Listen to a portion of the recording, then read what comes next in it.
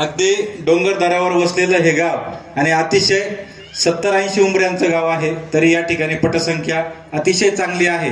आणि याचं वैशिष्ट्य हेच आहे की खरंच गावकरी मंदिरापेक्षा शाळेवर लक्ष देतात. हे शिक्षकांचं यश नसून हे गावकऱ्यांचं यश आहे. आणि कुठलाही शिक्षक जर इथं आला तर तो निश्चितपणे या वातावरणात कार्यप्रेरणेने काम करायला लागतो. यानंतर आपल्या गावचे भूमिपत्र सन्माननीय श्री बाबासाहेबजी सोनवणे यांना मी विनंती करतो की आपण गावच्या वतीने अगदी 2 मिनिटात आपलं मनोगत व्यक्त करावं. Thank you sir. सन्माननीय जिल्हाधिकारी साहेब आणि संपूर्ण व्यासपीठ, त्याचप्रमाणे मला या ठिकाणी 2 शब्द बोलण्याची संधी दिली त्याबद्दल मंचाचे आणि सर्वांचे आभार. सर, या ठिकाणी एक कम्प्युटर लॅब आम्ही या ठिकाणी इस्टॅब्लिश केलेली आहे आणि MIT महाविद्यालय छत्रपती संभाजीनगर आणि Rajiv Gandhi science and technology commission Mumbai, त्याचप्रमाणे डॉक्टर बाबासाहेब आंबेडकर मराठवाडा युनिव्हर्सिटी यांच्या माध्यमातून माझे जे पेटेंटिंग आहे, जे पेटेंट मी मिळवलेलं आहे, त्या पेटेंटवरती आम्ही displace client using open source technology for mass education या संदर्भातून एक छोटीशी लॅब या ठिकाणी 2 वर्षापूर्वी चालू केलेली आहे. आणि आपल्याला सांगायचा आनंद वाटतो की ती लॅब आजही या ठिकाणी चालू आहे. परंतु हे सगळं श्रेय शिक्षकांना जातं सर, आणि या ठिकाणी या संपूर्ण गावकऱ्यांना, विद्यार्थ्यांना जातं. काय टेक्नॉलॉजी येते आणि किंवा इस्टॅब्लिश होते, परंतु तिला वापरणारे जे शिक्षक, गावकरी आणि विद्यार्थी असतील तर नक्कीच ते तंत्रज्ञान पुढं जातं.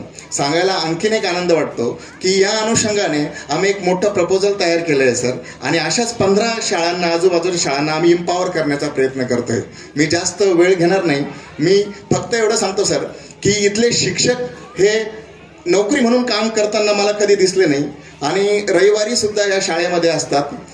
पूर्वीचे मुख्याध्यापक संजय शिंदे सरांच्या माध्यमातून या शाळेला एक वेगळं रूप आलेलं आहे. त्याच्या पूर्वीचे मुख्याध्यापक होते, आणि ज्यावेळेस मी शिकत होतो त्यावेळेसही ती संस्कृती होती आणि तेच वातावरण आजही आहे. म्हणजे आज 30-35 वर्षानंतरही तेच घटना, तेच गोष्टी होत आहे. पण टेक्नॉलॉजी बदलली, विद्यार्थी झाले. मी पहिला इंजिनियर सर या गावातला, आणि त्यानंतर 50पेक्षा जास्त इंजिनियर या गावातून झाले त्याबद्दल. आणि खरं सांगायचं म्हणजे की जे अधिकारी वर्ग आहे त्यांचा संपूर्ण सहयोग मागील 30-35 वर्षापासून या गावाला राहिलेला आहे. तर मला बोलण्याची संधी दिली. वेळेअभावी मला फार काही सांगायचं होतं, काही टेक्नॉलॉजी, काही ट्रान्सफॉर्मेशन, AI किंवा ML किंवा त्याच्यानंतर 8वी 9वी 10वीच्या वर्गासाठी काही प्रॅक्टिकल लॅबोरेटरीज, ॲस्पेक्ट्स, बालभारती, बरंच काही गोष्टीचा विचार मी करून या ठिकाणी आलो होतो.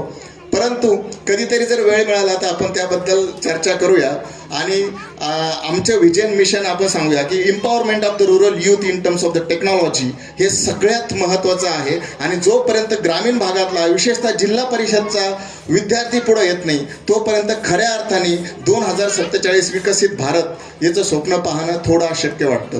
त्यामुळं आमच्यासारख्या संस्था, आपल्यासारखे हायेस्ट अपेक्स बॉडी आणि गावकरी आणि विद्यार्थी, शिक्षक यांच्या सहयोगाने आपण विकसित भारत 2047 हे स्वप्न नक्कीच पाहू शकतो सर. धन्यवाद sir. Thank you sir. Thank you very much. खूप खूप धन्यवाद सर. 1-2 मिनिट सरांचा एक थोडासा वेळ घेतो, 1-2 मिनिटाचा. आज आमच्या शाळेतील नुकतेच सेवानिवृत्त झालेले आदरणीय संजय शिंदे सर, की ज्यांनी 12 वर्षाच्या संघर्षावर ही माळरान फुलवली आहे, त्यांचा सन्मान या ठिकाणी आपण साहेबांच्या हस्ते करणार आहोत. मी साहेबांना विनंती करतो की आपण आदरणीय शिंदे सरांचा सन्मान करावा, कारण या शाळेत त्यांनी सलग 12 वर्ष सेवा दिलेली आहे. जोरदार टाळ्या होऊन जाऊ द्या आपल्या सरांसाठी.